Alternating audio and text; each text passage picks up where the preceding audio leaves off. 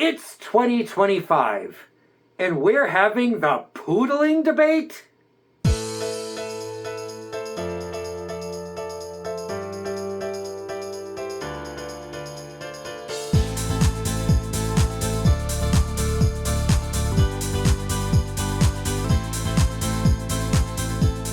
Poodly, poodly, poodly, poodly. Poodly, poodly, poodly, poodly, poodly, poodly, poodly, poodly, poodly, poodly. Oh, hello. I'm Fenric the Furgotten Wolf, and I'm going to talk to you about poodling. But before we get into that, hello, my name is Fenric. I am the Furgotten Wolf. I am a brand new furry and a brand new YouTuber. Oh my God, I have something to ask you guys, okay? Okay, what is the deal? What is the deal, particularly with furries, not just furries, but I'm gonna say young gay men in general, but definitely young gay furries on YouTube talking about their hookups. Like, I don't understand this, okay? Like, I am an old wolf, everybody. I am an old wolf. I am a lone wolf. And even if I had hookups, I don't know that I'd be talking about them in detail on YouTube. So while it might be bloody amusing, I would like to understand more about this. So let me know in the comments, like, why do people talk about their hookups on YouTube? That seems very weird to me. All right. Do you want to know what I have to say about poodling? Well, of course you do. Why else would you be here? So let's just dive right in, shall we?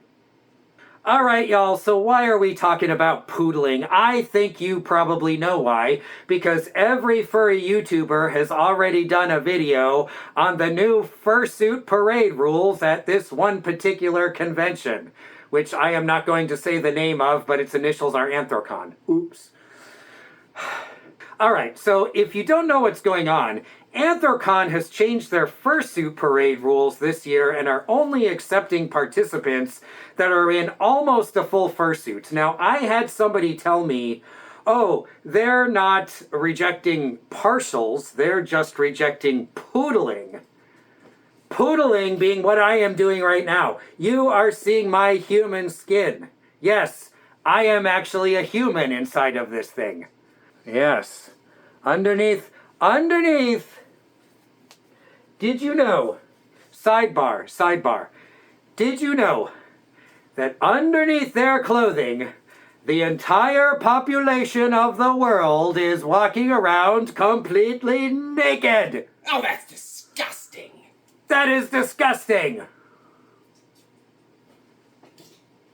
But back to the Fursuit Parade poodling debate thing. Okay, so no human skin can be showing, and you must have, I think it was like 3/4 of your body like covered with fur. So just like the normal partial head, hands, and tail is not gonna fly for the Anthrocon Fursuit Parade. So yes, I posted something saying the new Anthrocon Fursuit Parade rules are wrong. And I think maybe that was a little bit too harsh. Because look, I want to give everybody the benefit of the doubt. And I understand my furry friends, so please don't come at me in the comments here. I understand that the Fursuit Parade at Anthrocon is a little bit different because it does kind of go out into part of what is actually the city. So I get that. I get that. But, you know, at the end of the day, they are taking away something from people that have been enjoying that for years. So suddenly it's like, yeah, last year it was okay to be in a partial. This year, guess what? It's not okay. You better come up with something else. Now, I understand that the furry fandom is growing at an exponential rate, and that conventions are seeing record attendance. Certainly at conventions like Anthrocon. So I understand the need to cut down the numbers of people that are participating in the parade. But this was just a really bad way to do it, because essentially what's happening is you are making people that cannot afford a full fursuit feel like they are less of a furry, given that they have always been allowed to march in the parade and now are not going to be allowed to. So, y'all know that this is pretty much my one public criticism of the furry fandom. It's the whole idea that, like, yeah, you have to be rich and have a lot of money and have a really expensive fursuit to really be considered a furry. Well, that's ridiculous. So while I understand the intent behind the new Fursuit Parade rules, it is not a good look, and this is what is bothering me. At a time in our country when people are feeling attacked and divided to begin with, y'all are gonna go put in rules that just call up more division. That is not a good look, okay? I understand we need to cut down on the numbers, but this is not the way to do it. And I have a solution, my furry friends. I have a solution to this. Now, I thought I was being really clever with coming up with this idea, but I've already seen another video with another furry suggesting the same thing. So, and again, before you come at me in the comments, I know that Anthrocon is different. There's probably an agreement with the city, all of this kind of stuff. I understand. But someone much smarter than me should be able to figure this out, okay? And I will tell you a story. So, when I was a wee lad, 100 years ago, I was in like a theater school. And every term, this theater school would do a production. But you see, there were way more students in the school than there were actually roles for in the production. And, pretty much if you were enrolled in the school, you were supposed to be in the production. So how did they handle this? Well, you had an A cast and a B cast.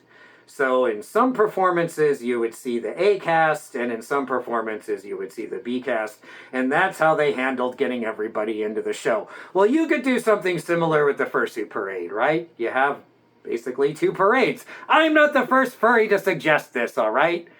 All right.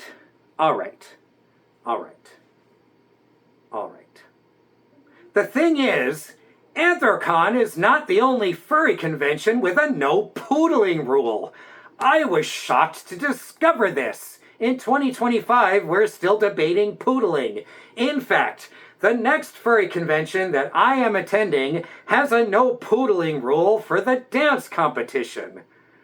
And I suppose if you're going to have a no poodling rule, it probably makes more sense in the dance competition than it does in a fursuit parade. Because, think about it for a minute, right? Dance competition, by nature of the word competition, that means you don't really want to give one contestant an unfair advantage over another contestant.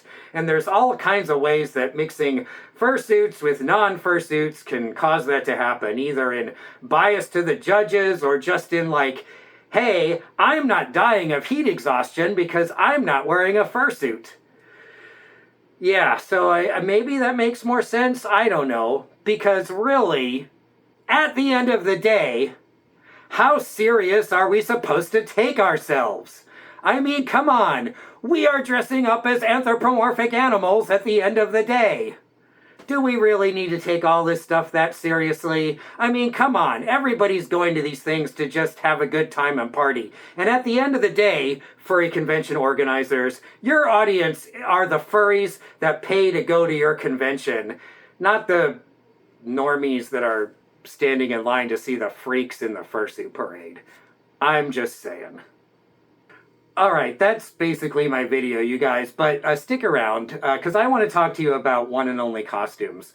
They are the fursuit maker that made my partial, this head, and, when I started my YouTube channel, I kind of said that, I'm never going to have a sponsor. I don't even know if I'm going to monetize unless it, becomes foolish for me to leave money on the table. I just hadn't planned to do any of those things. That's not why I'm doing this. If you have been watching my videos all along, you guys know that I have never even once asked you to like and subscribe.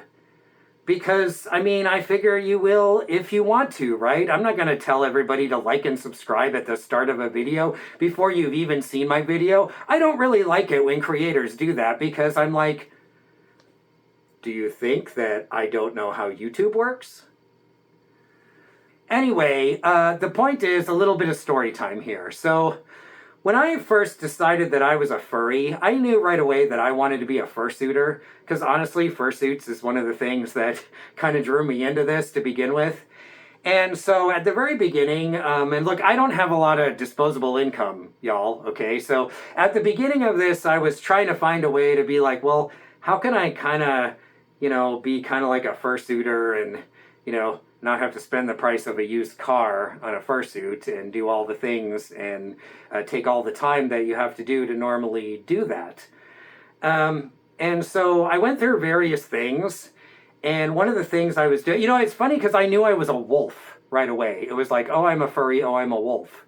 Like, I never had any deliberation of like, oh, what kind of animal am I? No, I was always a wolf. I will do another video about that.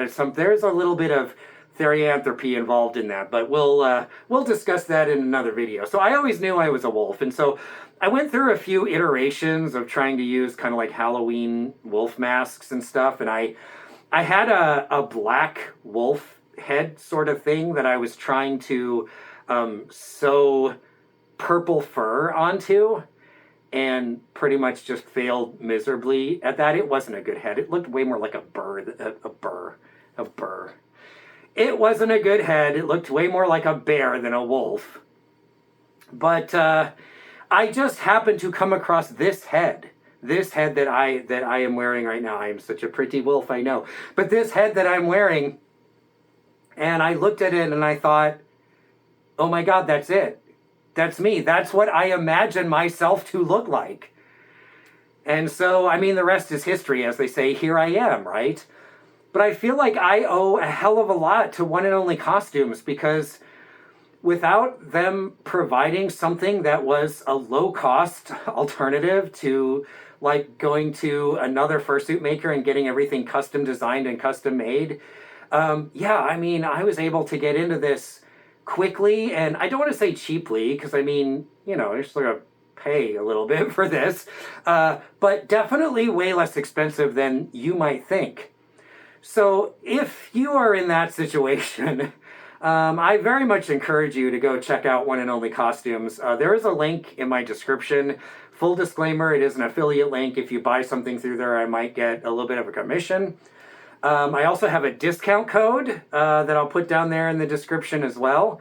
And you can use that discount code and get a little bit of a discount on anything you purchase.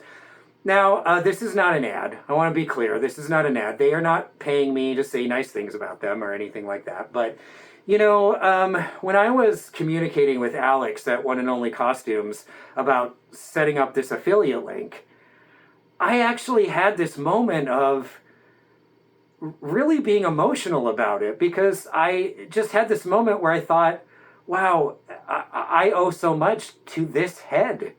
So yeah, One and Only Costumes. If you are looking for a partial or even a full suit, go and check them out. All right, well, that's all I have to say this week, my furry friends. Please, please, please. I'm not trying to be like, we should just allow a free-for-all in everything. Rules are there for a reason. And I understand why Anthrocon had to put those rules in place. But come on, you guys. Come on. Please, please, please. Let's think about what we are doing here, and let's try and keep this community feeling welcoming and inclusive, and not that we are shunning people that don't have the resources to spend the price of a used car on a fursuit. Okay? Well, all right. Stay wolfy, my furry friends.